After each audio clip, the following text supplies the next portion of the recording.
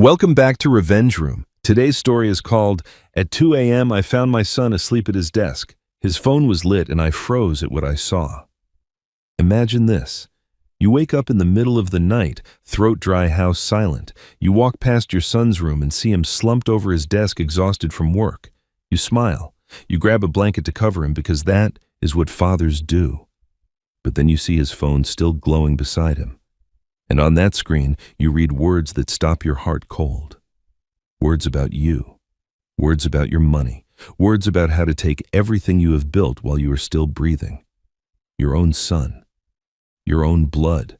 Planning your erasure like you are already gone. Now here's where most people would scream, confront breakdown. But not this father. Because what his son and daughter-in-law did not know is that they had just made the worst mistake of their lives. They thought he was old. They thought he was weak. They thought he would never find out. They were wrong. This story has 5 twists you will never see coming. There is a secret that has been buried for 3 years. There is a woman who planned this before anyone else even noticed. And there is a moment near the end where the people who thought they had won everything watch it all slip through their fingers in seconds. If you skip ahead, you will miss the most jaw-dropping, satisfying revenge you have heard this year. So stay with me. Watch until the very end, because this father did not just fight back, he waited. And patience, as you are about to learn, is the deadliest weapon of all. This is his story. My name is Arthur Belmont. I am 70 years old, a retired logistics consultant who spent 35 years solving problems that other people said could not be solved. I built a good life with my wife Margaret, raised a son I was proud of, and thought I understood how the world worked. But on one quiet night in March, I learned that the people closest to you can become strangers without ever changing their faces. I woke at 2 in the morning the way I always do now, with my hand reaching across the bed toward a space that has been empty for 3 years. Margaret used to sleep on the left side closest to the window because she liked feeling the morning light before she opened her eyes. These days, I still stay on my side, as if crossing over would mean admitting she is truly gone. The house was silent in that heavy way. Silence has when you live alone. Every creak of the floor feels like a conversation you are having with ghosts. I got up to get a glass of water. The hallway was dark, but I didn't turn on the lights. After 42 years in this house, I could walk every inch of it blind. I passed the living room and saw Margaret's reading chair near the window, the one with the worn armrests where she spent so many evenings with her books. I have not moved it. I cannot. Some nights I still talk to that chair like she might answer. That weekend my son Ethan had come to visit. He said it was to check on me to make sure I was eating well and keeping up with the house. At the time I believed him. I wanted to believe him. When you lose your wife, your children become the only bridge left to the life you used to have. So when Ethan offered to stay the weekend, I felt grateful. I made his favorite dinner. I told him stories about his mother. I thought we were reconnecting. I found him asleep on the couch in the den, still dressed, his laptop open on the coffee table and his phone glowing beside his hand. He must have been working late. I smiled at the sight of him, remembering all the nights I had found him the same way as a teenager, passed out over homework he had put off too long. I grabbed the blanket from the back of the couch and draped it over his shoulders. Then I reached for his phone to set it aside so the light would not wake him. That is when I saw the screen. An email thread was open, the messages lined up like evidence at a trial. The subject line read, "Dad's assets, next steps." My hand froze in the air. I told myself it was nothing. Maybe he was helping me organize paperwork. Maybe Natalie, his wife, had asked him to look into something for tax purposes. But my eyes kept reading, and with every line the excuses I was building collapsed. The first message was from Natalie. "We need to move faster. He's getting older and you know how stubborn he is. If we wait too long, he'll give everything to charity or make some stupid decision we can't undo."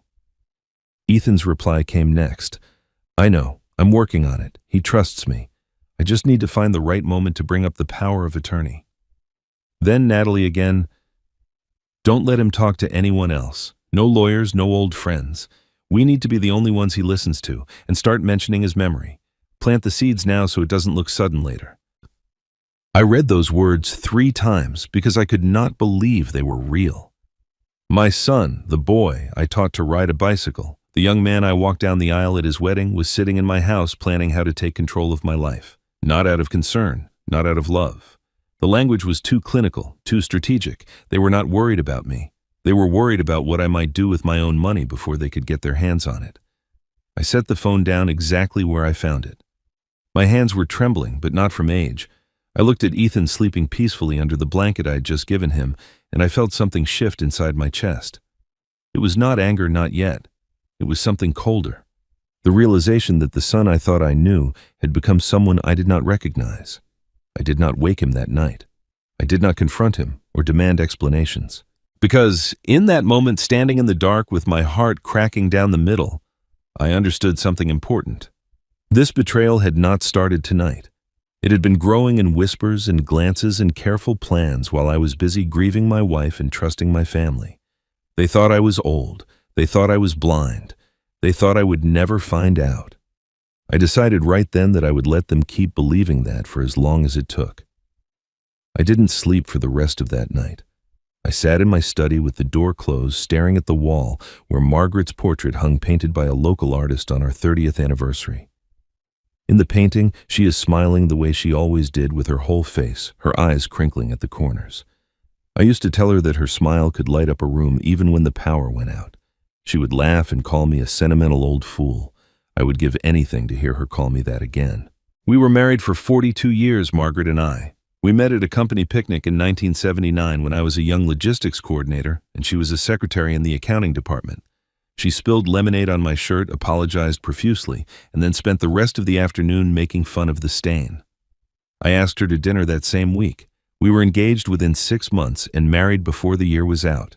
Everyone said we were rushing, that we barely knew each other, but I knew. From the moment she laughed at that lemonade stain, I knew she was the one I wanted to spend my life with. We built everything together, this house, our careers, our son. When Ethan was born, Margaret cried for an hour straight, not from pain, but from joy. She held him against her chest and whispered promises I could barely hear. She swore she would protect him, guide him, love him so fiercely that he would never doubt his place in the world. I made the same promises silently standing beside her hospital bed with tears running down my face. We meant every word. The illness came slowly, the way the worst things often do. It started with fatigue that would not go away, then headaches that grew sharper with each passing month. By the time the doctors found what was wrong, it had already spread too far to stop. Margaret fought for 2 years. She went through treatments that left her weak and pale, but she never complained. Even at the end, when she could barely lift her head from the pillow, she was more worried about me than herself. I was holding her hand when she died. The hospice nurse had stepped out to give us privacy, and the room was quiet except for the soft beeping of machines. Margaret looked at me with those eyes I had loved for 4 decades, and she said something I have thought about every day since. "Promise me you'll protect yourself, Arthur. You give too much. You always have. Don't let anyone take advantage of that." I promised her I would, but I did not understand what she meant. I thought she was talking about grief, about not letting sadness consume me. Now I realized she saw something I was too blind to see. She knew. Somehow even then she knew. After Margaret passed, the dismissals began so gradually that I almost did not notice them. Natalie started making small comments about my memory. "Dad, didn't you already tell us that story? Or, are you sure you remember that correctly?" At first I thought she was being helpful, gently pointing out the normal forgetfulness that comes with age. But the comments kept coming, always in front of Ethan, always with a concerned look that felt more like a performance than genuine worry. Ethan stopped including me in decisions. Family dinners became shorter, conversations became shallower. When I offered opinions, they were met with polite nods and immediate subject changes. I was labeled old-fashioned for suggesting they save more money, out of touch for not understanding their lifestyle, too emotional whenever I mentioned Margaret. Slowly, without any single dramatic moment, I was pushed to the margins of my own family. I became a guest in relationships I had built with my own hands. The morning after I found those emails, I waited until Ethan left for a run and then went to my study. I needed to understand how deep this went. Margaret had always handled the detailed paperwork during our marriage, but after she died, I took over everything myself. I am not a careless man. 35 years in logistics taught me to keep records, to verify details, to never sign anything without reading it twice. I pulled out the filing cabinet where I kept our important documents and began going through every folder. What I found made my blood run cold. There were account authorization forms dated from 8 months ago allowing Ethan to access our joint investment accounts. My signature was at the bottom of each one. The handwriting looked like mine close enough that a casual observer would never question it, but I had no memory of signing these forms. I checked my calendar from those dates and found nothing, no meetings, no visits from Ethan, no reason I would have been handling financial paperwork. Then I found another document, this one adding Natalie as a secondary contact on my bank accounts. Again, my signature. Again, no memory. I sat at my desk for a long time, holding those papers in my hands. The signature was not perfect. There were small differences. I could see if I looked closely, a slightly different slant on the capital A, a loop that was too rounded on the B. Someone had practiced my handwriting, studied it carefully enough to fool a bank employee or a notary, but not carefully enough to fool me. Someone had been laying the groundwork for this moment long before I ever woke up at 2 in the morning and saw that phone screen glowing in the dark. I thought about calling the police. I thought about confronting Ethan the moment he walked back through the door. But something stopped me. Margaret's voice may be whispering from that portrait on the wall. Don't let anyone take advantage of that. If I acted now in anger and shock, I would lose whatever advantage I had. They did not know I had found the emails. They did not know I had found the forged signatures. For the first time in months, I knew something they did not, and I intended to keep it that way. They had not stolen from me overnight. They had been erasing me slowly, signature by signature. 3 days after I discovered the forged signatures, Natalie came to visit. She arrived on a Tuesday afternoon with 2 bags of groceries and a smile so warm it could have melted snow. Before I knew what was happening, she was in my kitchen unpacking organic vegetables and explaining that she had been worried about my diet. She said I looked thin, that I needed someone to make sure I was eating properly. A year ago, I would have been touched by her concern. Now, I watched her the way a chess player watches an opponent reaching for a piece. I picked up some of that soup you like, she said, holding up a can as if it were a trophy. The low-sodium kind. We have to watch your heart, Dad. She called me Dad with such practiced ease, as if the word had always fit comfortably in her mouth. I remembered the early years of her marriage to Ethan when she called me Mr. Belmont and kept a respectful distance. The transition to Dad had been so gradual, I never questioned it. Now I wondered when exactly that shift had become a strategy. She made tea without asking if I wanted any and sat across from me at the kitchen table. The conversation began innocently enough. She asked about my sleep, whether I was taking my medications, if I had remembered to pay the electric bill. Each question was wrapped in concern, but I could feel the edges of something sharper beneath the surface.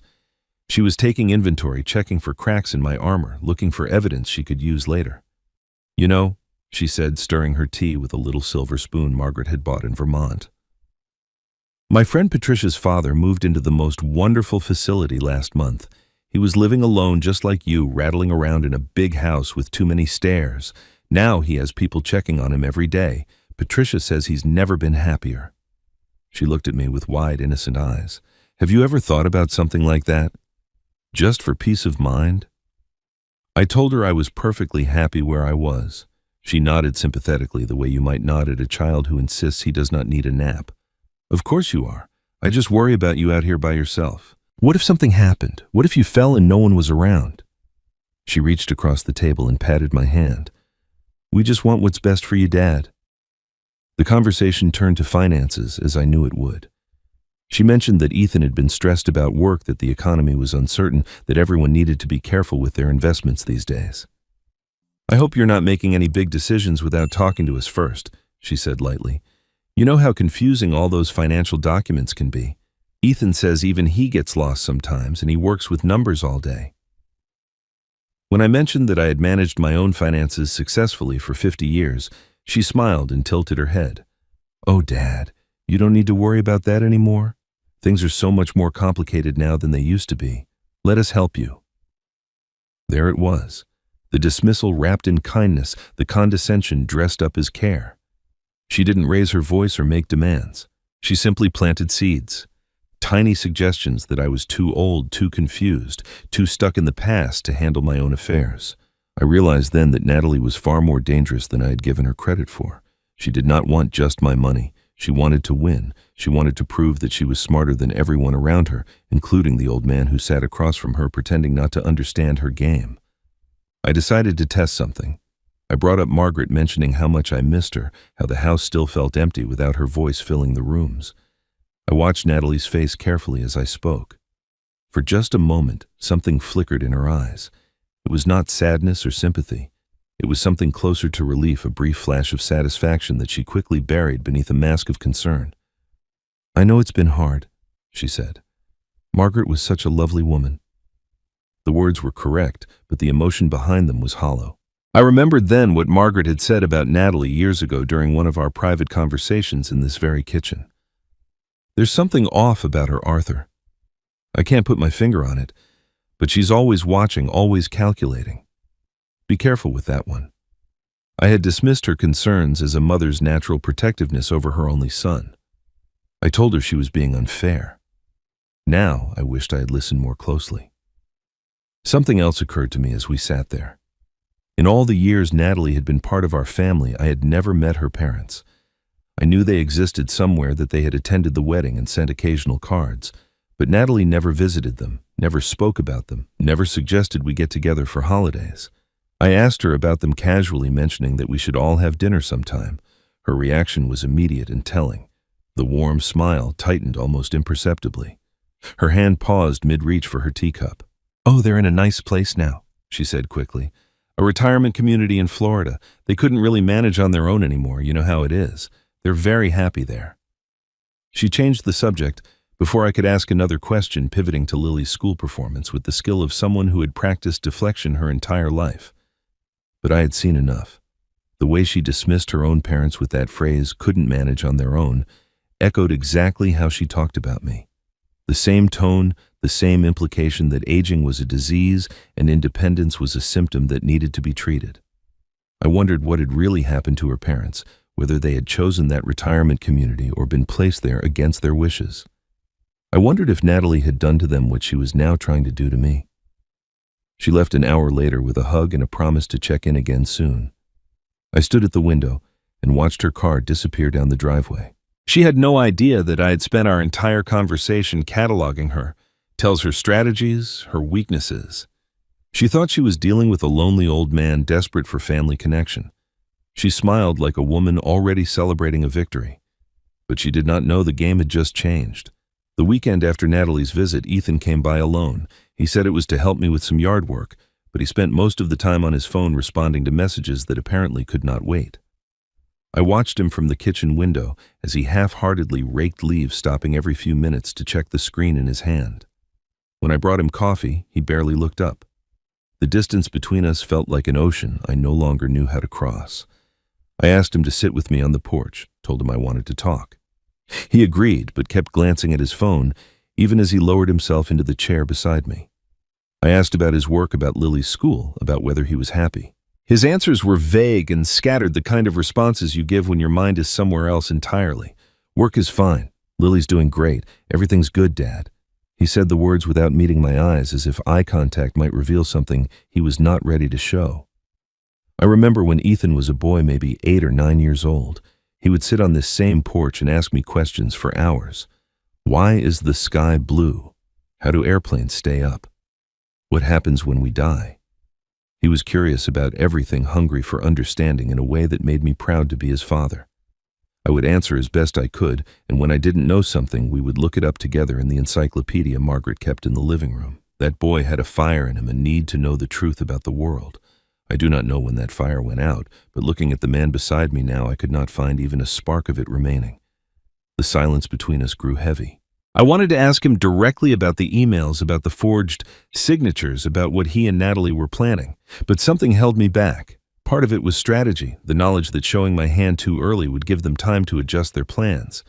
But part of it was something else, something harder to admit. I was afraid of what he might say. I was afraid he would confirm everything I suspected and leave me with no room for hope. Instead, I thought about a night 5 years ago, a memory I had pushed aside because it hurt too much to examine. It was during a family dinner at Ethan's house, back when Margaret was still alive and we still gathered regularly as a family. Natalie had been talking about investments, about moving money into accounts with higher returns, about strategies that seemed aggressive even to my experienced ear. Ethan had questioned her gently, suggesting that maybe they should be more conservative, that they had plenty of time to build wealth without taking unnecessary risks. Natalie's reaction was immediate and devastating. Her eyes filled with tears, her voice trembled with hurt. "I'm just trying to help our family," she said. "I'm trying to build a future for us, and you're not even supporting me. Do you know how that makes me feel? Maybe you don't even want this marriage to work." The accusation hung in the air like poison. Ethan's face went pale. He apologized, took back everything he had said, promised he would trust her judgment. I watched from across the table as my son surrendered his spine piece by piece, folding under pressure that should never have been applied in the first place. Margaret squeezed my hand under the table that night. She did not say anything, but I could feel her concern in the tightness of her grip. We talked about it later in the privacy of our bedroom.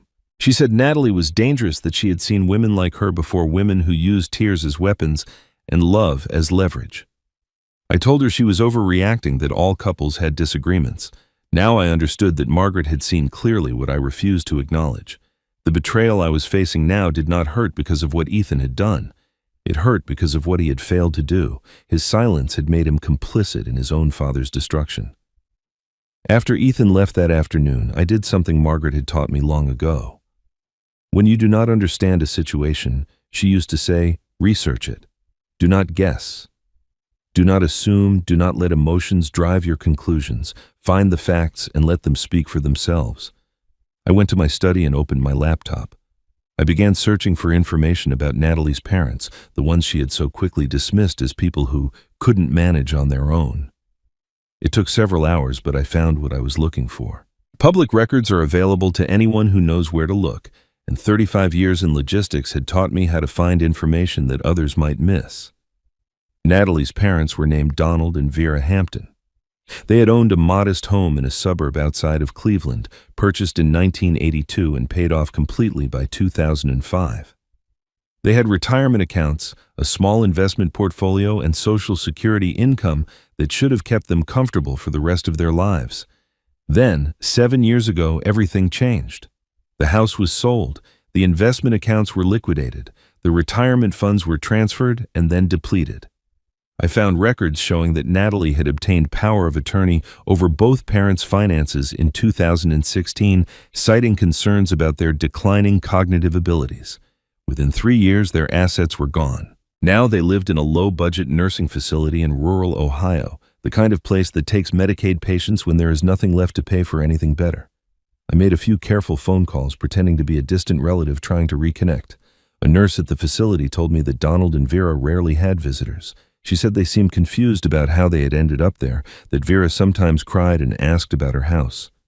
The nurse sounded sad when she said it, as if she had seen this story too many times before. I sat back in my chair and let the truth settle over me like a cold blanket. This was not opportunism. This was not a desperate woman making bad decisions under pressure. This was a pattern, a method refined over years and perfected on her own parents before being deployed on me. Natalie had stripped her mother and father of everything they had left them in a facility they never would have chosen, and then moved on to her next target without a trace of guilt. My son had not just chosen his wife over me. He had married a woman who had already destroyed her own family, and I was next. The discovery about Natalie's parents changed something fundamental in my approach. Before, I had been reacting, trying to understand what was happening to me. Now I understood that I was dealing with a predator who had done this before and would do it again unless someone stopped her. The question was whether I had the tools to fight back. That night, alone in my study, I took inventory of who I really was beneath the image of a grieving widower they had constructed for me. For 35 years, I worked as a logistics consultant for companies that moved products across continents. My job was to solve problems that other people said could not be solved. When a shipment worth $10 million was stuck at a port in Singapore because of a paperwork error, I was the one they called. When a supply chain collapsed because a key vendor went bankrupt, I rebuilt it from scratch in 72 hours. I negotiated contracts with suppliers in 12 countries, read through legal documents that would make most people's eyes glaze over, and found loopholes that saved my clients millions. I retired not because I had lost my edge, but because I had earned enough to stop working and wanted to spend my remaining years with Margaret. After retirement, I didn't simply sit on the porch and watch the grass grow. I invested quietly in real estate, purchasing 2 rental properties that generated steady income. I put money into a friend's restaurant and another friend's small manufacturing business. I studied the tax code the way some men study baseball statistics, looking for advantages and protections that most people never knew existed. Margaret used to joke that I could not turn off my brain, that I would be optimizing something on my deathbed. She was probably right. The image Natalie had of me was a fiction she had created to justify her plans. She saw an old man who could not keep up with modern finance, who needed help understanding his own accounts, who would gratefully hand over control to younger, sharper minds. She had no idea that I could read a trust document faster than she could read a restaurant menu, or that I had spent decades negotiating with people far more sophisticated than her. Her arrogance was showing, and arrogance always creates blind spots. I pulled out the filing cabinet where Margaret kept our most important documents, the ones she had organized with her characteristic precision. Margaret had always been the detail person in our marriage. I handled the big picture strategy while she made sure every I was dotted and every T was crossed. After she died, I maintained her system, but never examined it as closely as I should have. Now I spread the documents across my desk and began reading with fresh eyes. What I found made me smile for the first time in weeks. Margaret had set up a living trust 15 years ago, long before her illness, long before any of us could have predicted what would happen. The trust held our primary assets, the house, our investment accounts, the rental properties. But the way she had structured it was brilliant. The trust required both of us as co-trustees while we were both alive. After her death, I became the sole trustee, but there were specific conditions built into the transfer of assets. Any changes to beneficiaries or distribution terms required documentation of mental competency from an independent physician. Any attempt to add new trustees required approval from our original estate attorney, a woman named Vivian Hartley, whom Margaret had trusted completely. Natalie had been planning her takeover based on incomplete information. She thought that getting power of attorney over me would give her access to everything. She did not know about the trust, or if she did, she had not read it carefully enough to understand its protections. The forged signatures she had planted, the accounts she had added herself to those, were all individual accounts that held only a fraction of our actual wealth. The real assets were locked behind walls she did not even know existed. I sat back in my chair and considered my options. The logical move would be to confront them immediately, to reveal what I knew, and use the trust's protections to shut them out completely. But logic was not the only factor at play here. Natalie was not just greedy, she was vindictive. If I confronted her now, she would find another angle of attack. She might turn Ethan against me completely. Poison Lily's mind with lies about her grandfather, drag me through legal battles designed to exhaust my resources and my will to fight. I had seen how she operated with her own parents. She did not just take what she wanted, she destroyed anyone who stood in her way. There was another option, one that required patience and discipline, but offered a more complete victory. I could become exactly what they expected me to be. I could play the role of the confused old man so convincingly that they would never see the trap closing around them. Every stumble would be calculated. Every forgotten name would be a performance. I would let Natalie believe her plan was working, let her commit more fully to her scheme, let her generate evidence of her own malice while I quietly built my case against her. The decision was not easy. It meant watching my son drift further into complicity. It meant enduring more condescension, more dismissals, more moments of being treated like a burden rather than a person. But I had spent 35 years solving problems that required patience and precision. I knew that the best victories were not won through direct confrontation, but through strategic positioning. You do not defeat a predator by charging at them head on. You study their patterns, anticipate their movements, and set traps they walk into willingly. I practiced in front of the bathroom mirror that night. I let my shoulders slump, let my eyes go slightly unfocused, let my voice take on a hesitant quality I had never used before. I repeated names and then pretended to forget them. I asked the same question twice, 3 times, as if I could not retain new information. The performance felt strange at first, like wearing someone else's skin. But the more I practiced, the more natural it became. I was not lying to them.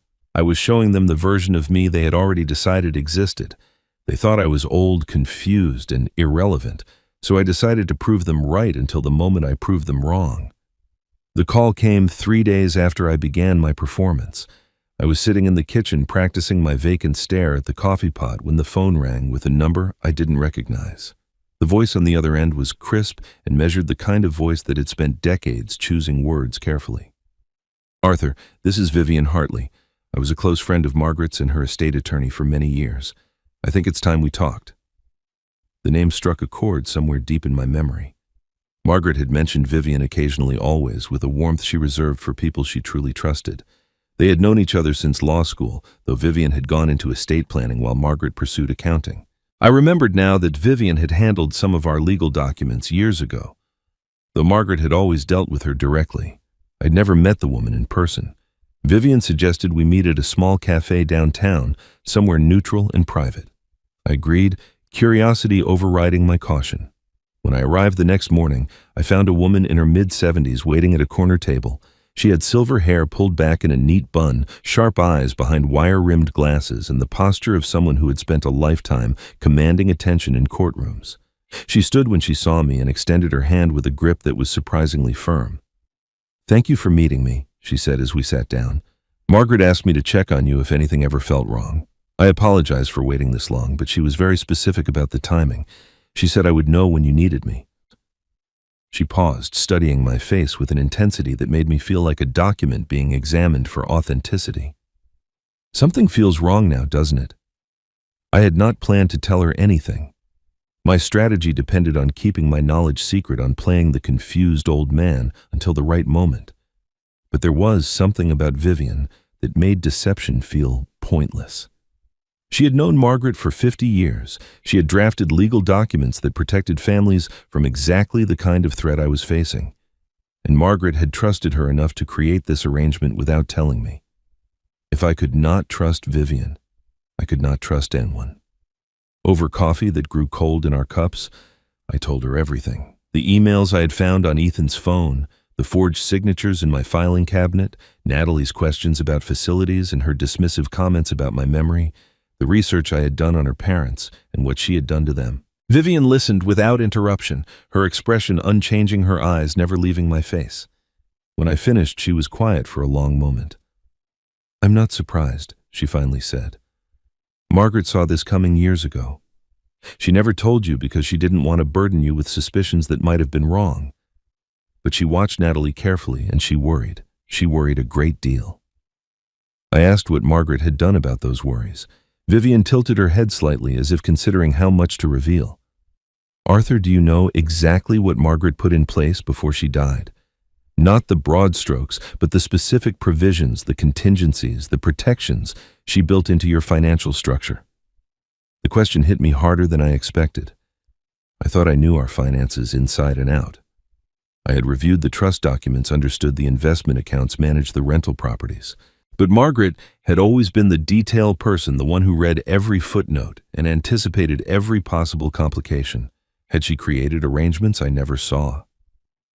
Had she prepared for a future she hoped would never arrive? I assumed I knew everything, I admitted. Margaret and I discussed all our major financial decisions together, but she handled the implementation, the paperwork, the fine print.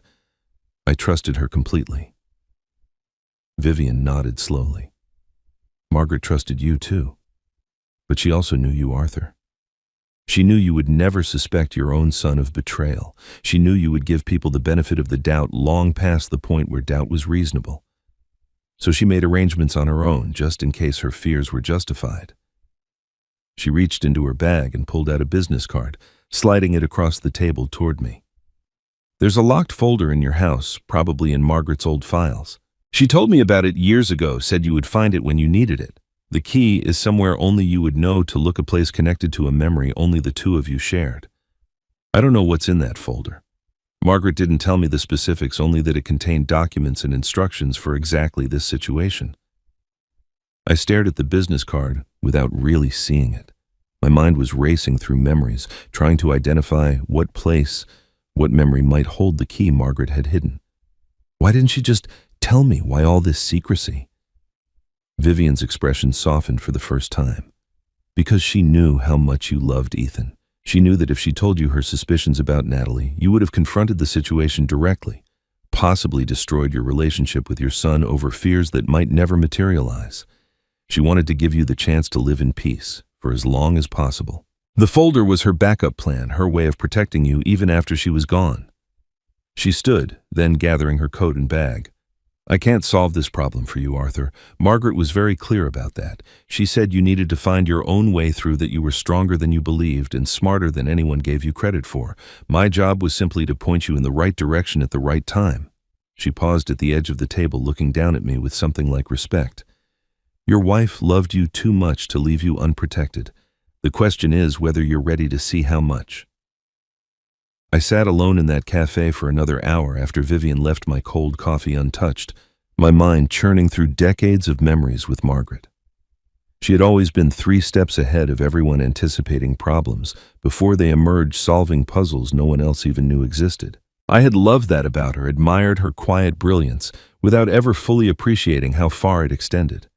Now I realized she had been protecting me even from beyond the grave, leaving breadcrumbs that would lead me to safety if I was smart enough to follow them. Vivian did not give me answers that day. She gave me the question that would change everything. What did Margaret know that I did not? The conversation with Vivian left me with more questions than answers. But it also crystallized something important. I needed to understand exactly how far Natalie and Ethan were willing to go. Suspicion was not enough. If I was going to protect myself, I needed evidence, concrete proof of their intentions that could not be explained away as misunderstanding or concern. I needed to test their greed and document the results. The following week, I called Natalie and asked for her help. I made my voice sound tired, confused, slightly overwhelmed. I told her I'd been trying to organize my paperwork, but kept getting lost in all the documents. Would she mind coming over to help me sort through things? The eagerness in her response was almost comical. She said she would be there the next morning, that she'd been hoping I would ask, that she was so glad I was finally accepting help. I could practically hear her pulse quickening through the phone. She arrived at 9 sharp, dressed professionally, as if she were attending a business meeting rather than helping her father-in-law with filing. I had prepared for her visit carefully. On the dining room table, I spread a collection of papers that looked important but contained nothing of real value. Old utility bills, expired insurance documents, bank statements from accounts that held minimal balances. The truly important documents, the ones connected to the trust and our real assets, remained locked in my study where they had always been. I watched Natalie's eyes as she surveyed the papers on the table. There was a flicker of disappointment when she realized these were not the documents she had hoped to find, but she recovered quickly. She began sorting with efficient movements, asking questions that seemed helpful on the surface but were clearly designed to extract information. Dad, where do you keep your investment account statements? These seem to be just household bills. Do you have a separate filing system for the important financial documents? I played confused, scratching my head and mumbling about Margaret having handled all that before she passed. Natalie's smile tightened almost imperceptibly. Throughout the morning, I pretended to step away periodically, going to the kitchen for water or to the bathroom. Each time I left the room, I watched from a concealed angle near the hallway. Natalie moved quickly when she thought she was alone. She opened drawers in the sideboard, checked folders I had not given her access to, and most tellingly used her phone to photograph several documents. She was building her own file, creating copies of anything that might be useful for her plans. I noted each violation, silently adding it to the mental catalog I was constructing. 2 days later, I invited the whole family for Sunday dinner. Ethan, Natalie, and Lily arrived together, Lily bouncing with the energy of an 11-year-old who loved her grandfather's cooking. I made pot roast Margaret's recipe, and for a few moments, the house felt almost normal again. Lily chattered about school and her friends, while Natalie complimented the meal with practiced politeness. Ethan said little, pushing food around his plate and avoiding my eyes. After dessert, while Lily was watching television in the living room, I steered the conversation toward my future. I let my voice waver slightly, playing the part I had rehearsed. I've been thinking lately, I said slowly, about what happens as I get older. This house is a lot to manage on my own. Maybe I need someone to help me with things, decisions about money and the house and all that. I just don't know who I can trust. Natalie's response was immediate, her words tumbling out as if she had been waiting for exactly this opening. Dad, that's exactly what we've been thinking too. You shouldn't have to worry about all this alone. Have you considered giving someone power of attorney? It's really just for protection. so that if anything happens, someone you trust can step in and help. Ethan and I would be honored to take on that responsibility. We only want what's best for you." I looked at my son as Natalie spoke. Ethan stared at his plate, his fork frozen in midair, his hands trembling slightly. He knew. Some part of him that had not been completely silenced understood that what his wife was proposing was wrong. But he said nothing. He did not look at me, did not object, did not ask clarifying questions. His silence was its own kind of betrayal, perhaps worse than Natalie's active manipulation, because it came from someone who should have known better. I told them I would think about it, that such a big decision required careful consideration. Natalie assured me there was no rush, though her eyes betrayed her impatience. They left an hour later, Natalie hugging me warmly at the door, while Ethan hung back with a mumbled goodbye. I stood at the window watching their car disappear, then returned to the dining room to clean up. That evening, I noticed that Lily had left the family iPad on the couch. She often brought it when she visited, using it to play games or watch videos while the adults talked. I picked it up intending to set it aside, but something made me pause. The screen was still unlocked and the browser was open to a page Lily certainly had not been viewing. The search history told a story that made my stomach turn. Over the past several weeks, someone had been researching nursing homes and elder care facilities extensively. Not just general searches, but specific facilities in our area, their costs, their admission requirements.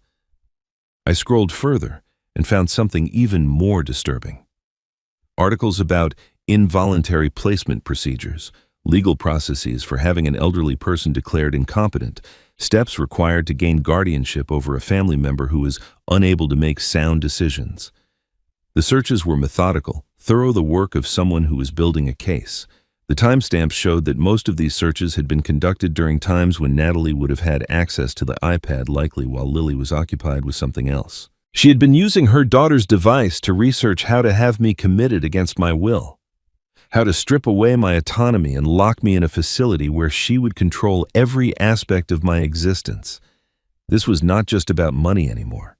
This was about complete domination, about removing me from the picture entirely so she could take everything without resistance. I photographed every page of that browser history, documenting dates and times and specific searches. Then I cleared the evidence of my own investigation, leaving the iPad exactly as I had found it. The next morning, I would arrange to return it to Lily with a smile and a grandfather's innocent questions about her favorite games. Natalie would never know what I had discovered. The evidence was mounting. I had witnessed her photographing documents without permission. I had heard her eagerly suggest power of attorney at the first opportunity. I had documented her research into having me declared incompetent. But I still needed more. I needed them to commit to something in writing, to take an action so clearly over the line that no court, no lawyer, no family member could dismiss it as misinterpretation. I gave them the rope they asked for. Now I would watch them tie their own nooses. 2 weeks passed before I saw Lily again. Natalie had been keeping her visits brief and supervised, always finding reasons to cut our time together short. But on a Saturday in early April, Ethan dropped Lily off unexpectedly, explaining that he and Natalie had errands to run and would be back in a few hours. I suspected this was less about trusting me with their daughter and more about needing free childcare, but I didn't care about their motives. Any time with Lily was precious, and I intended to make the most of it. She bounded through the door with the energy that only children possess, hugging me around the waist and immediately asking if we could bake something. I suggested cookies, and her face lit up in a way that reminded me painfully of Ethan at that age, before life had worn away his brightness. We went to the kitchen together, and I pulled out Margaret's old recipe box, the one with the faded floral pattern, and the index cards covered in her careful handwriting. Lily chose chocolate chip, Margaret's specialty, and we set to work. Baking with Lily was like stepping through a door into a simpler time. She measured flour with intense concentration, her tongue poking out slightly as she leveled each cup. She cracked eggs with the confidence of someone who had done it many times before, fishing out shell fragments with patient fingers. We talked about school, about her friends, about the book she was reading for English class. She told me about a boy named Marcus who kept pulling her hair, and how she had finally told him to stop and he had actually listened. She was proud of herself for speaking up, and I told her she should be. For a few hours, I forgot about the emails and the forged signatures and the browser history full of nursing home research. I forgot about Natalie's calculating smile and Ethan's cowardly silence. There was only this kitchen, this child, the smell of cookies baking in the oven, and the ghost of Margaret watching over us with approval. Lily asked questions about her grandmother, wanted to know what she was like, what her favorite things were. I told her stories I had not shared in years. Memories that made us both laugh and brought tears to my eyes that I didn't try to hide. When the cookies came out of the oven, we sat at the kitchen table waiting for them to cool. Lily swung her legs beneath her chair, humming a song I didn't recognize. Then, in the casual way children have of dropping bombs without warning, she looked up at me and asked a question that stopped my heart. "Grandpa, why did Mom say you're going to live somewhere else soon?" I stared at her, unable to form words. She continued, oblivious to the earthquake she had just triggered. "She told Dad that you'll have nurses who take care of you all the time so you won't have to worry anymore. She said it's a nice place with other people your age, and you'll be happier there." Lily's face scrunched up with concern that seemed far too heavy for an 11-year-old. "But I don't want you to go somewhere else. Can't you just stay here? I like coming to your house. It smells like Grandma." The kitchen felt like it was spinning around me. I gripped the edge of the table, forcing myself to stay calm, to keep the horror I felt from showing on my face. Natalie had not just been researching nursing homes in secret. She had been telling the family that my removal was already decided, a done deal. Something that was going to happen whether I agreed to it or not. She had been preparing an 11-year-old child for her grandfather's disappearance, normalizing my erasure as if it were simply another family transition like changing schools or moving to a new house. I reached across the table and took Lily's hand. "Sweetheart, I'm not going anywhere. This is my home and I'm staying right here. I don't know why your mom said those things, but I promise you I'm not leaving." Relief washed over her face, and she squeezed my fingers. "Good. Because who would make Grandma's cookies with me if you weren't here?" After Lily went back to watching television, I sat alone in the kitchen trying to process what I had learned. The anger that had been building inside me for weeks suddenly crystallized into something harder, something with edges sharp enough to cut. If Natalie had only targeted my money, I might have found a way to let it go. I could have protected my assets and walked away accepting a diminished relationship with my son as the price of avoiding a war. But this was different. This was not just about money anymore. Natalie was erasing me. She was preparing the people I loved for my absence, conditioning them to accept my removal as inevitable and perhaps even beneficial. She was turning my disappearance into a story where she was the caring daughter-in-law who found a nice place for the confused old man who could no longer care for himself. By the time she actually made her move, everyone around me would have already accepted that this was the right thing to do. My protests would be seen as confusion, my resistance as evidence that I really did need help. I understood now why she had been researching involuntary placement procedures. Getting power of attorney was just the first step. The real endgame was having me declared incompetent, unfit to make my own decisions. Once she achieved that, she would control everything. Not just my money, but my location, my medical care, my contact with my own granddaughter. I would become a ghost while still alive, locked away in some facility where Lily might visit once a year, out of obligation, gradually forgetting the grandfather who baked cookies with her and told stories about her grandmother. The nursing home was not Plan B. It was the entire strategy. Everything else, the power of attorney suggestions, the questions about my memory, the forged signatures, all of it was designed to build a case for my incompetence. Natalie was constructing a narrative piece by piece, creating evidence that could be presented to a court to justify taking away my autonomy. And she was so confident in her plan that she had already started telling the family it was going to happen. I thought about Lily's face when she asked if I could stay. That innocent concern, that pure love uncomplicated by the adult calculations swirling around her. She was the one person in this family who still saw me clearly, who valued me for who I was rather than what I could provide. Natalie was trying to take that away from me too.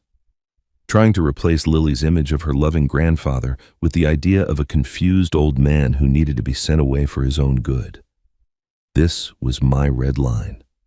This was the point beyond which I could not retreat, could not compromise, could not find a peaceful resolution. Natalie had made this a fight for my very existence, and I intended to win. The moment Lily asked why I was leaving, I knew I was not just fighting for my money or my dignity anymore. I was fighting to exist in the eyes of the only person who still saw me clearly. The night after Lily's innocent revelation, I could not sleep. I lay in bed staring at the ceiling, my mind racing through everything I had learned over the past several weeks. The emails, the forged signatures, the nursing home research. Natalie's eager suggestions about power of attorney, and now the confirmation that she had already been telling the family I was leaving. The pieces were scattered across my consciousness like debris after a storm, and I knew it was time to gather them into something coherent. It was time to build my case. I began the next morning with the discipline that 35 years of logistics work had drilled into me. In my study, I cleared Margaret's old desk and set up a system. I created folders for each category of evidence: financial documents, communication records, timeline of events, witness observations. I labeled everything with dates and cross-references, creating an index that would allow anyone reviewing the material to understand the full scope of what had been done to me. This was not just about protecting myself anymore. This was about creating a record so complete that no court, no lawyer, no family member could dismiss it as the ramblings of a confused old man. The emails were my first priority. Ethan had never been careful about security, using the same password for everything since he was a teenager. It was Lily's birthday, followed by the year she was born, a combination so predictable that I had warned him about it years ago. He had laughed and said no one would ever bother hacking into his accounts. Now I used that carelessness against him. I logged into his email from my own computer and systematically photographed every message between him and Natalie that referenced me, my assets, or their plans. I captured timestamps, email addresses, the full thread of each conversation.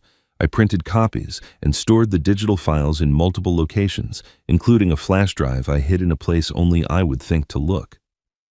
Next came the documentation of Natalie's nursing home research.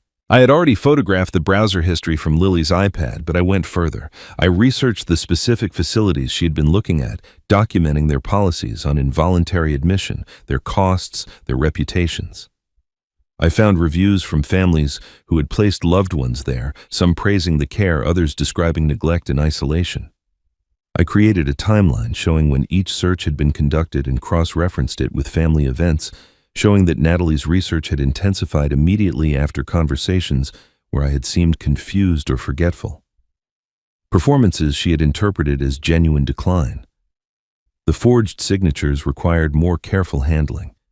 I could not prove definitively that someone had forged my name, but I could create reasonable doubt.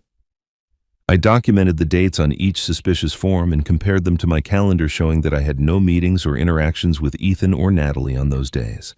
I found samples of my genuine signature from the same time period and placed them side by side with the suspected forgeries, highlighting the subtle differences that only someone who knew my handwriting intimately would notice. I even found a receipt from a hardware store dated the same day as one of the forged documents, proving I had been across town when I supposedly signed papers at home. By the end of the week, I had compiled a file nearly 2 inches thick, organized with tabs and summaries and a detailed index. It was the kind of documentation that would make any attorney smile and any opponent nervous. But I knew it was not complete. There was still something missing, something Vivian had hinted at during our conversation at the cafe. Margaret had left something for me hidden somewhere in this house, waiting for the moment I would need it. I spent an entire afternoon searching my study, running my hands along shelves I had passed 1,000 times without really seeing. Behind Margaret's collection of poetry books, tucked into a space between the bookshelf and the wall, I found a metal lockbox I had never noticed before. It was small, perhaps the size of a shoebox, made of dark steel with a combination lock on the front. I tried several numbers without success, then stopped and thought about what Vivian had said. The key would be somewhere only I would know, to look connected to a memory only Margaret and I shared. I went to our bedroom and opened Margaret's jewelry box, the one I had not touched since her death, except to occasionally hold the pearl necklace she wore on our wedding day. I lifted the velvet tray that held her rings and bracelets, and there, taped to the bottom of a hidden compartment, was a small brass key and a slip of paper with a 4-digit number written in Margaret's handwriting.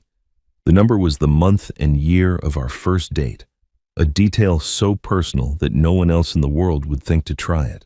My hands trembled as I returned to the study and entered the combination. The lock clicked open. Inside the box, I found a stack of documents, several sealed envelopes, and a letter on top written in Margaret's elegant script. The first page stopped me cold. "Arthur, open this only if you need to protect yourself. I hope you never do. All my love, Margaret. I sat down heavily in my chair, the letter pressed against my chest. She had known. Somehow, even years before her death, Margaret had seen what I was too blind to see. She had watched Natalie with eyes unclouded by the desperate hope that my son had married well. She had prepared for this moment, created safeguards I never knew existed, left instructions for a battle she prayed I would never have to fight. I was not ready to read everything. The weight of what this box represented, the proof that my wife had spent her final years worrying about threats I refused to acknowledge, was too heavy to absorb all at once. But I saw enough. I saw legal documents with official seals. I saw letters addressed to specific people, including one to Vivian Hartley. I saw a folder labeled, "In case of emergency," with my name written beneath it. I closed the box and picked up my phone. Vivian answered on the second ring as if she had been waiting for this call. I didn't bother with pleasantries. "I found it," I said. There was a pause, a soft intake of breath on the other end of the line. When Vivian spoke, her voice was quiet but steady. "Good. Then you're ready for the next step." I looked at the metal box sitting on my desk, at the letter from my wife that had waited 3 years for me to need it. Margaret had always been 3 steps ahead of everyone, anticipating problems before they emerged, protecting the people she loved, even when they did not know they needed protection. I had thought I was fighting this battle alone. I was wrong. My wife had been dead for 3 years, but she was about to save my life. The week after I found Margaret's box, I met with Vivian in secret. We spent 3 hours going through the documents my wife had prepared, and what I learned changed everything. Margaret had not simply left me warnings or suggestions. She had constructed a legal fortress around our assets, one that required specific conditions to breach. But the most brilliant part of her planning was something else entirely, a provision that would turn Natalie's own aggression against her. Vivian and I discussed how to use it, and by the time I left her office, I knew exactly what I needed to do. I needed to lose. The performance began the following Monday. When Natalie called to check on me, I let my voice waver, let pauses stretch too long, pretended to search for words that had always come easily. I asked her what day it was, then asked again 10 minutes later. I mentioned that I had been having trouble remembering where I put things, that the bills were confusing me, that I was not sure I was managing everything correctly anymore. Each stumble was calculated, each moment of confusion, a carefully placed brick in the wall I was building around her. Natalie responded exactly as I expected. Her voice dripped with concern that barely masked her excitement. She offered to come over and help me sort through things. She mentioned that she had been researching some wonderful options for people who needed a little extra support. She used phrases like transition planning and peace of mind, as if she were selling me a vacation package rather than plotting my imprisonment. I agreed to everything, thanking her profusely for being so thoughtful, for caring so much about my well-being. Over the next 2 weeks, I escalated my performance. I called Natalie multiple times, asking for help with simple tasks I had done independently for decades. I pretended to forget how to pay bills online. I acted confused about the balance in my checking account. I asked the same questions repeatedly, always apologizing for my terrible memory, always expressing gratitude for her patience. She ate it up like a starving woman at a banquet. Each sign of my decline was evidence she could use, later proof that the confused old man really did need someone to take control. The moment she had been waiting for came on a Thursday evening. Natalie arrived with Ethan in tow, carrying a folder of documents she said would make everything easier. She explained that she had spoken with an attorney friend who specialized in elder care, that he had prepared some paperwork that would allow her and Ethan to help me manage my affairs. She called it a revised power of attorney, emphasizing that it was just a precaution, just a safety net in case anything happened. I made a show of reading through the documents, slowly squinting at the pages, asking her to explain terms I understood perfectly well. She was patient, almost tender, walking me through each section with the careful condescension of someone explaining complex concepts to a child. I watched her face as she spoke, saw the barely contained triumph glittering in her eyes. She thought she was moments away from victory. I signed where she pointed, my hand shaking slightly, in a performance I had practiced in the bathroom mirror. Ethan signed as a witness, his pen moving across the page without hesitation.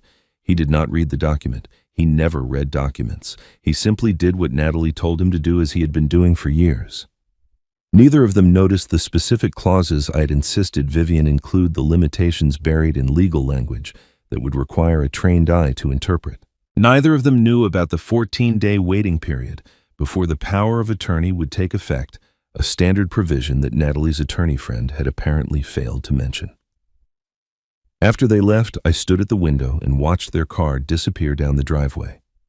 Then I retrieved the baby monitor I had placed in the kitchen earlier that day.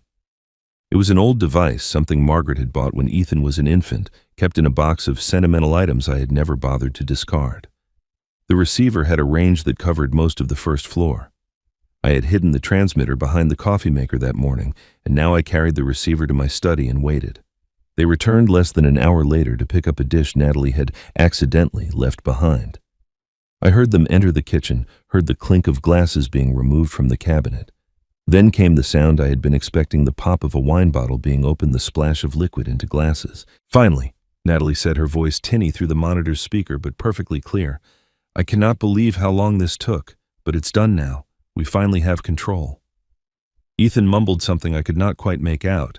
Natalie continued, her words flowing with the relief of someone who had been holding her breath for months. "Do you know how much this house is worth, and the investments, the rental properties? We can finally manage things properly, instead of watching him wasted on charity donations and unnecessary repairs. This is our future, Ethan. Our fresh start. No more burden." Burden. She called me a burden while standing in the kitchen I had built with my own hands in the house where I had raised my son and buried my wife. I listened as she outlined her plans, talking about selling the rental properties, about moving me to a facility where I would be comfortable, about the lifestyle they would finally be able to afford once my assets were liquid. Ethan said almost nothing throughout her monologue, an occasional grunt of acknowledgement, a murmured agreement. His silence was its own confession. I turned off the monitor and sat in the darkness of my study holding the receiver in my hands. The recording function I had activated would capture everything they said, adding another piece of evidence to the file I was building. But more than that, I had heard the truth spoken aloud without filters or performance. I was a burden to be discarded. My home was an asset to be liquidated. My life was an obstacle to be removed. They toasted to my defeat in the kitchen I had built with my own hands. They did not know the document they celebrated would be their undoing. The 14 days passed slowly, each one a careful performance of decline and confusion. Natalie visited frequently, her patience infinite now that she believed victory was assured. She talked openly about facilities, about timelines, about how much easier everything would be once the transition was complete. I nodded along, playing my part, counting down the hours until the trap I had set would finally close. On the morning of the 15th day, I called Natalie and asked her to bring the whole family over for what I described as an important discussion about my future. I told her I had been thinking about her suggestions, that I wanted to talk about next steps while I was still clear enough to participate in the decisions. She agreed immediately, her voice bright with anticipation. I could almost hear her calculating the timeline in her head, mentally packing my belongings for the nursing home she had already selected. They arrived at 2 in the afternoon. Ethan looked uncomfortable, as he always did when family business was discussed. Natalie wore a crisp blazer and carried a leather folder, dressed for what she clearly expected to be a business meeting that would end in her favor. Lily came too, and I suggested she go play in the upstairs guest room while the adults talked. She protested, but eventually agreed, climbing the stairs with the reluctant obedience of an 11-year-old who knew something important was happening but had been excluded from it. We gathered in the living room, Natalie and Ethan on the couch, me in my usual chair. The doorbell rang precisely at 2:15. I rose to answer it, ignoring Natalie's confused expression. When I returned, Vivian Hartley walked beside me, her posture straight and her expression professionally neutral. She carried a briefcase that she set on the coffee table with deliberate care. "This is Vivian Hartley," I said, settling back into my chair. "She was Margaret's attorney and close friend. She has some documents that concern all of us." Natalie's eyes narrowed slightly, but her smile remained fixed. "I wasn't aware we needed an attorney present," she said, her tone carefully light. "Is everything all right, Dad?" "Everything is fine," Vivian answered before I could speak. She opened her briefcase and withdrew a thick folder, placing it on the table between us. "I'm here to discuss the Belmont Family Protective Trust established by Margaret Belmont 3.5 years ago." She paused, letting the words settle. "Arthur, would you like me to explain, or would you prefer to do it yourself?" I looked at Natalie at the confusion beginning to cloud her features. Please, Vivian, go ahead. Vivian opened the folder and began speaking in the measured tones of someone who had delivered difficult news many times before. She explained that Margaret had created the trust during the early stages of her illness, when she still had the clarity and legal capacity to make complex arrangements. The trust held the majority of the Belmont assets, the house, the investment accounts, the rental properties, everything of significant value. Arthur was named as the primary trustee and beneficiary during his lifetime with provisions for distribution after his death. But there's a specific clause Margaret insisted on including, Vivian continued. She called it the Elder Protection Clause. It states that if any heir or family member attempts to gain control of Arthur's assets through coercion, deception, manipulation, or by having him declared mentally incompetent against his will, that person automatically forfeits all inheritance rights, permanently. The assets instead transfer to a trust for Lily, accessible when she turns 25, and to a charitable foundation focused on elder abuse prevention. The color drained from Natalie's face. I don't understand, she said, her voice still attempting lightness but failing. What does this have to do with us? We haven't done anything wrong. We've been trying to help. Vivian reached into her folder and withdrew a stack of papers. Arthur has documented extensive evidence of coordinated efforts to take control of his assets against his wishes. Emails between you and Ethan discussing how to manage his finances and obtain power of attorney. She placed the first document on the table. Browser history showing research into nursing homes, involuntary placement procedures, and guardianship processes for elderly individuals deemed incompetent. Another document joined the first. Records of forged signatures on financial documents, recordings of conversations in which you discussed your plans openly, including references to Arthur as a burden and his assets as your fresh start. The stack grew higher with each revelation. The power of attorney you obtained last week, Vivian concluded, was the final trigger. By acquiring it through deliberate deception, allowing Arthur to believe he was confused when he was not. You activated the Elder Protection Clause. As of this moment, neither you nor Ethan has any legal claim to any asset held in the Belmont family trust. Ethan sat frozen, his mouth slightly open, his eyes darting between his wife and his father. Natalie's carefully constructed composure began to crack. This is insane, she said, her voice rising. You can't just change the rules after the fact. That document isn't valid. Arthur was clearly confused. Anyone could see that. We were protecting him. I spoke for the first time since Vivian had begun. I was never confused, Natalie. Every stumble, every forgotten word, every request for help with simple tasks was a performance. I've been documenting your actions for months, waiting for you to commit yourself fully to your plan. I met her eyes steadily. Margaret knew what you were.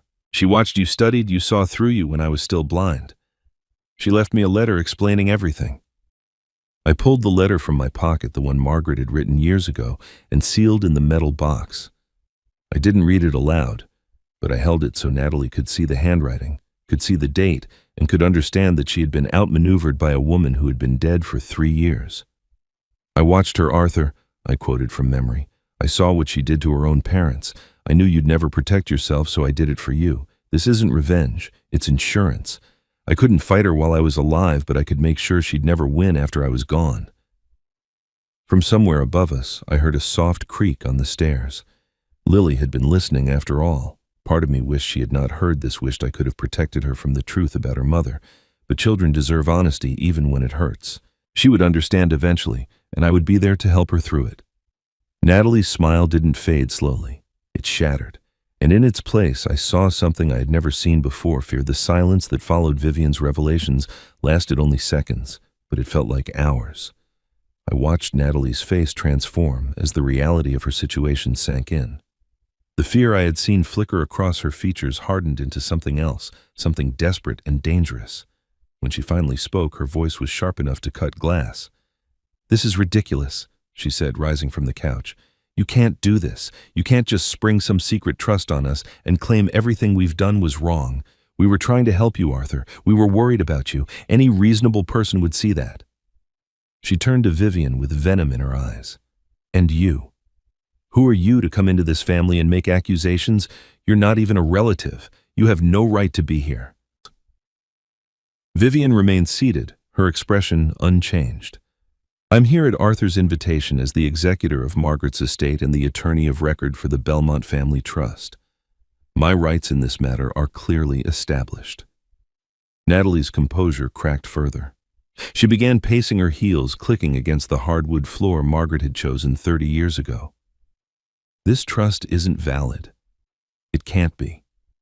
Arthur was clearly influenced by Margaret when she was sick, when she wasn't thinking clearly. And you." She pointed at Vivian with a trembling finger.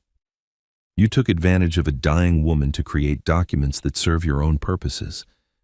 This is elder abuse. This is exactly what you're accusing us of doing." The irony of her accusation hung in the air so thick I could almost taste it. She was accusing us of the very crime she had committed against her own parents, the crime she had been planning to commit against me. I looked at Ethan, hoping to see some recognition on his face, some acknowledgement that his wife had crossed a line. But he sat frozen on the couch, staring at the floor, retreating into the silence that had become his permanent refuge. "I anticipated this response," Vivian said calmly. She reached into her briefcase and withdrew another folder. The Belmont Family Trust was reviewed by 3 independent attorneys before it was finalized. Each one confirmed that Margaret was of sound mind and that the document met all legal requirements. The signing was witnessed by 2 notaries who provided sworn statements about Margaret's mental clarity. The trust was properly filed with the county recorder's office and has been legally binding since the day it was created. Natalie grabbed the folder and began flipping through the pages, frantically searching for loopholes, for errors, for anything she could use. "This doesn't prove anything," she said, but her voice had lost its conviction. "Documents can be forged. Witnesses can be paid off. I'll get my own lawyers. I'll fight this in court for years if I have to." "You're welcome to try," Vivian replied. "But before you do, you should know that Margaret anticipated your response as well." She pulled a USB drive from her briefcase and held it up. "This contains video testimony recorded by Margaret 6 months before her death. In it, she explains exactly why she created the Elder Protection Clause. She names you specifically, Natalie, as the person she was most concerned about. She describes your behavior, your patterns, what she observed during family gatherings. She even mentions what you did to your own parents." Natalie stopped pacing. Her face went pale. She couldn't have known about that. No one knew about that. "Margaret was thorough," Vivian said simply. "She researched you the same way you researched nursing homes for Arthur. The difference is that she did it to protect someone she loved, not to destroy them." I had stayed silent through most of this exchange, watching Natalie unravel, watching the elaborate facade she had constructed over 15 years of marriage crumble piece by piece. But now it was time for me to speak. I stood slowly, feeling the weight of every one of my 70 years, but also feeling a strength I had not known I possessed. "Natalie," I said, and something in my tone made her stop and face me. "I'm not going to yell at you.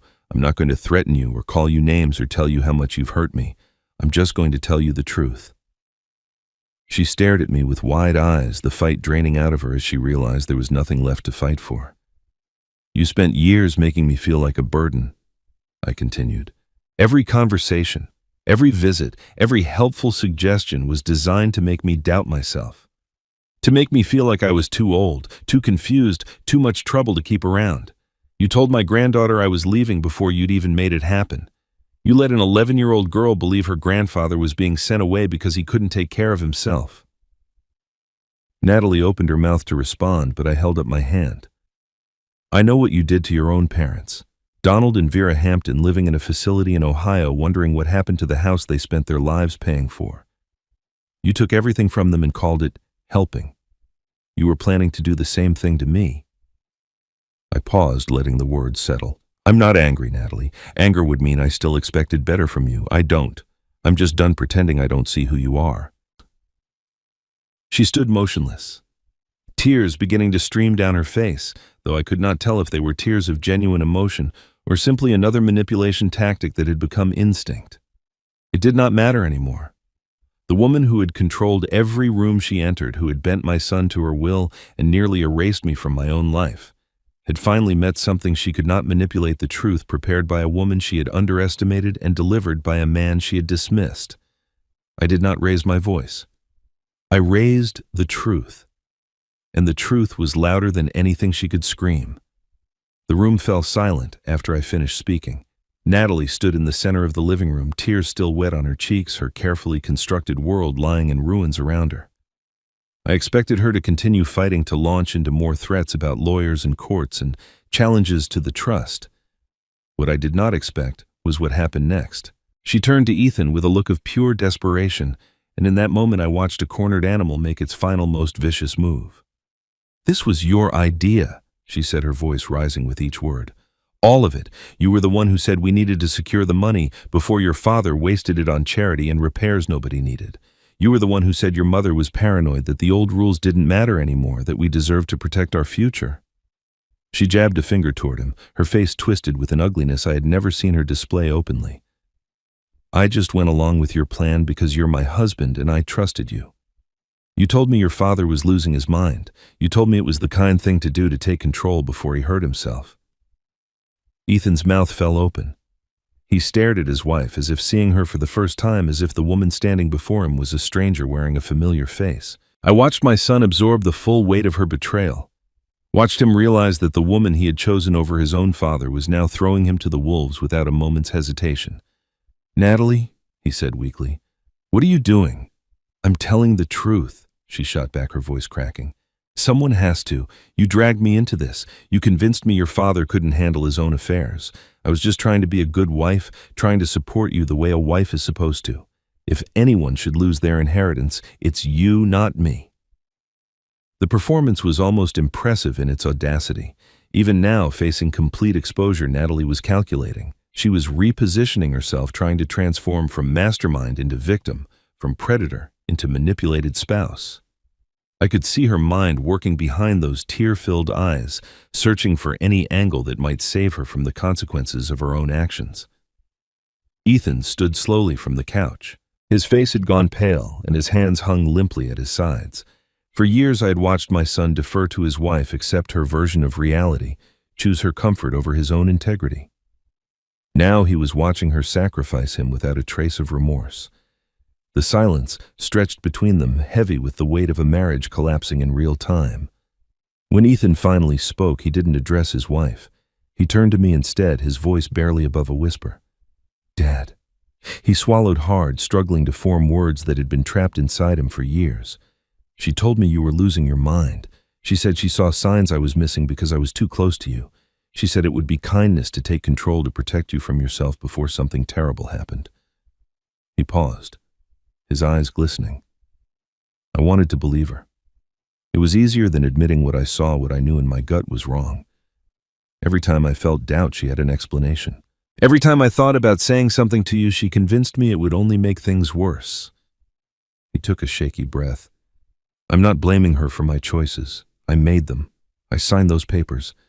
I stayed silent when I should have spoken up. I chose her over you again and again because I was too weak to face the truth." His voice broke slightly. "Dad, I'm sorry. I don't expect you to forgive me. I don't know if I can forgive myself. But I need you to know that I see it now. I see everything." Natalie stared at her husband with an expression of disbelief that slowly curdled into rage. "Ethan, what are you doing? We're supposed to be a team. We're supposed to stand together." Ethan turned to look at her, and for the first time in 15 years, I saw something like steel in my son's eyes. "No, Natalie, you don't get to do this. You don't get to blame me for everything and then ask me to stand beside you. I spent years choosing you over my father, my mother's memory, my own conscience. And the moment things got hard, you tried to throw me away like I was nothing." He walked slowly across the room until he stood beside my chair. Not touching me, not asking for comfort or connection, but present, accountable. It was not redemption. Redemption would take years of work and honest conversation and trust rebuilt brick by painful brick. But it was a beginning. It was my son, for the first time in longer than I could remember, choosing to stand in the light rather than hide in the shadows. Natalie watched her last ally crumble, and I saw something shift in her face. The calculation, the constant strategizing, the endless manipulation, all of it drained away, leaving behind something hollow and desperate. She was truly alone now, surrounded by the people she had tried to use and discard, with no one left to blame and nowhere left to run.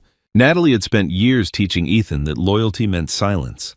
She never imagined that his silence would end with him standing beside me. The confrontation in my living room ended not with screaming or violence, but with Natalie walking out the front door without another word. She drove away in the car Ethan had paid for to the house they had bought together, to begin what I imagined would be a long night of strategizing her next move. But there were no moves left. The walls Margaret had built were too high to climb and too strong to break. Over the following weeks, I watched the consequences of Natalie's choices unfold with the steady inevitability of water finding its way downhill. The trust's terms were clear and legally unassailable. Natalie's actions had triggered the Elder Protection Clause exactly as Margaret had designed. She lost all inheritance rights permanently, a decision that could not be appealed or reversed. The assets she had spent years scheming to control would never belong to her. When she finally understood that no lawyer could save her, that no argument could undo what she had done, something in her seemed to deflate. The woman who had always had a plan, always had an angle, found herself facing a future she could not manipulate. But the financial consequences were only the beginning. After consulting with Vivian, I made a decision that had weighed on me since I first learned what Natalie had done to her own parents. I contacted Adult Protective Services and shared the evidence I had gathered about Donald and Vera Hampton. The forged documents, the depleted accounts, the nursing home where they had been abandoned with nothing. An investigation began within days. Natalie's parents were contacted for the first time in years. Vera cried when the social worker told her that someone was looking into what had happened to them. Donald, confused and frail at 82, asked repeatedly if his daughter knew they were being contacted. He still loved her despite everything. That broke my heart more than anything else in this whole terrible story. The investigation moved slowly, as such things do, but the evidence was overwhelming. Natalie faced potential charges for elder financial abuse charges that could result in serious prison time if prosecutors decided to pursue them fully. Ethan moved out of their house on a Tuesday afternoon while Natalie was meeting with her criminal defense attorney. He did not take much, just clothes and a few personal items, the belongings of a man who understood he had no right to claim more. The divorce papers were filed the following week. Ethan did not fight for assets or argue about property division. He signed everything Natalie's lawyer put in front of him, accepting whatever terms she demanded, recognizing that his years of silence had made him complicit in crimes he was only beginning to understand. What Ethan asked for was time with Lily. He called me the night he moved out, his voice raw and uncertain, and asked if he could see his daughter at my house. Supervised visits, he said. He didn't trust himself to be alone with her, yet did not trust his own judgment after so many years of letting Natalie shape his reality. I agreed.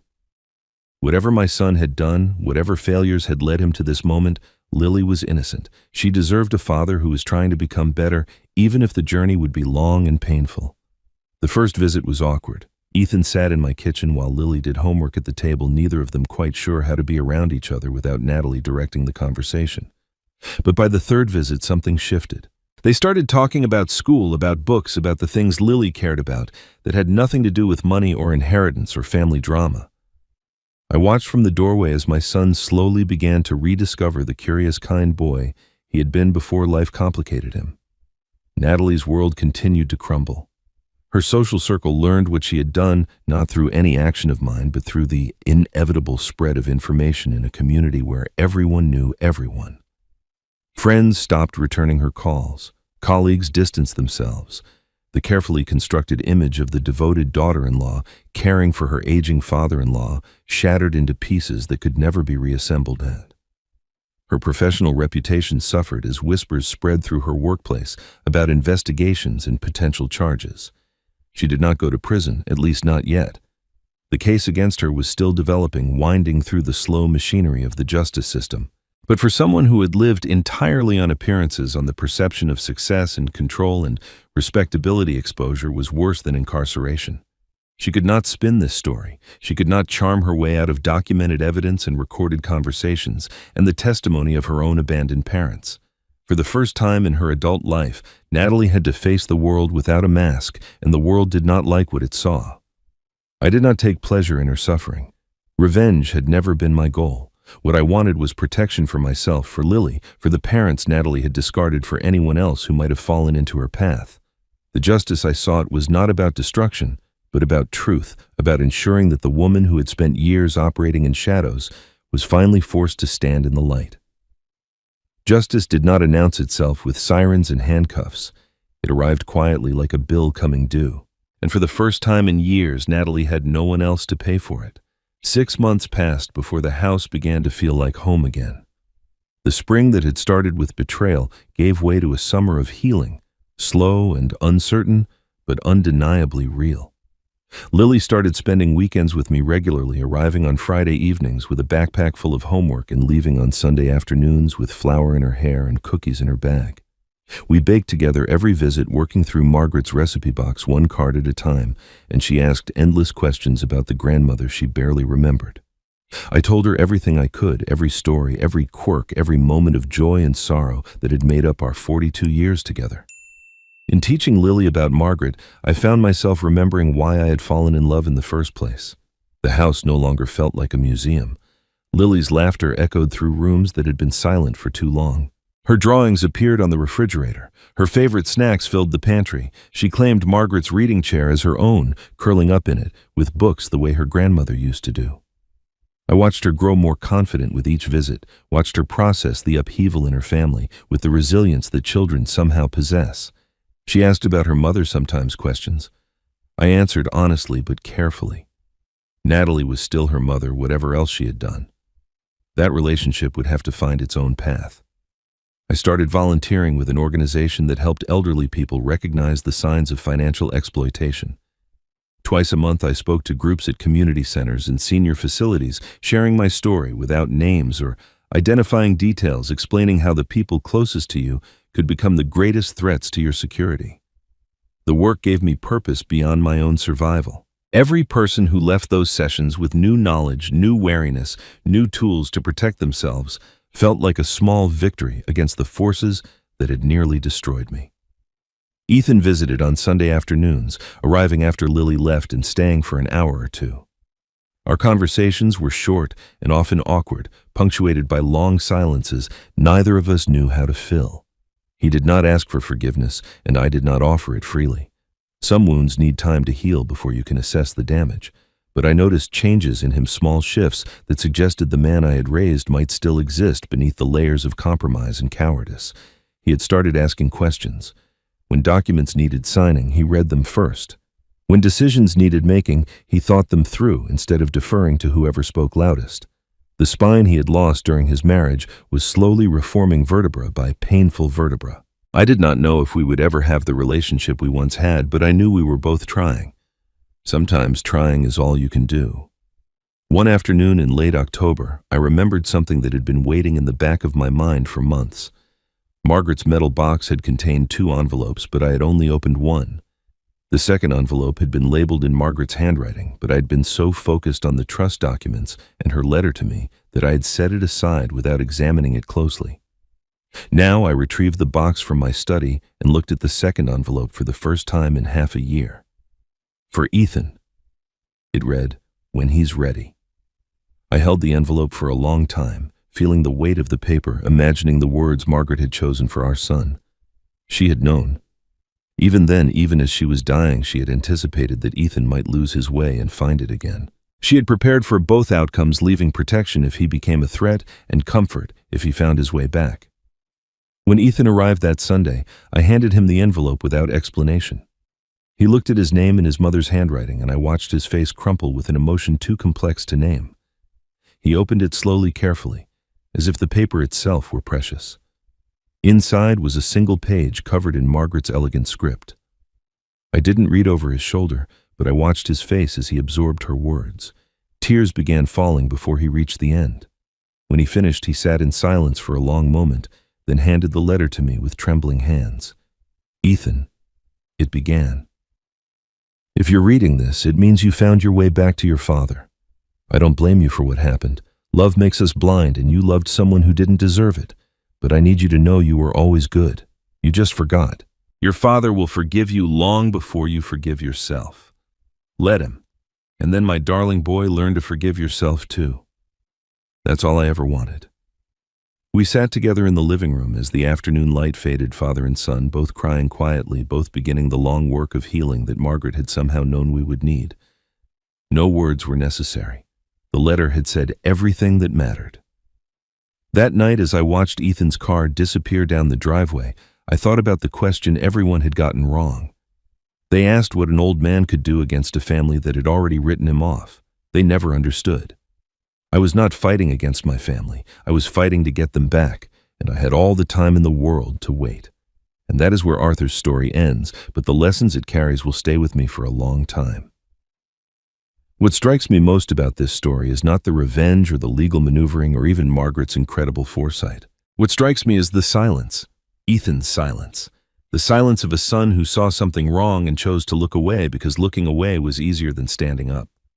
So many of us have been in that position, watching something unfair happen to someone we love and convincing ourselves it is not our business, not our fight, not our responsibility. But silence is never neutral. Silence always sides with the person doing harm. If you take anything from this story, let it be this: pay attention to how people treat those who have nothing to offer them. Natalie was charming and helpful when she wanted something, but watched how she treated her own parents when they were no longer useful. Watch how she talked about Arthur when she thought no one was listening. Character is not what people show you when they need you. Character is what they show when they think you are powerless. And if you are over 50, over 60, over 70, please hear this. Protect yourself. I know it feels uncomfortable to think about your children or their spouses as potential threats. I know it feels like betrayal just to consider it. But having legal protections in place is not an accusation. It is wisdom. Talk to an attorney. Set up a trust with clear terms. Make sure someone you trust completely knows where your important documents are. Margaret did all of this not because she was paranoid, but because she loved Arthur too much to leave him vulnerable. Finally, if you recognize yourself in Ethan, if you have been staying silent while someone you love is being mistreated, it is not too late. Ethan found his way back. It took losing everything, but he found it. You do not have to wait until things collapse. You can speak up today. You can ask questions. You can stand beside the person who needs you instead of the person who controls you. Thank you for staying with me until the end of this story. If it moved, you share it with someone who needs to hear it. Subscribe to Revenge Room so you never miss another story. And remember, the people who underestimate you have already made their first mistake. Until next time.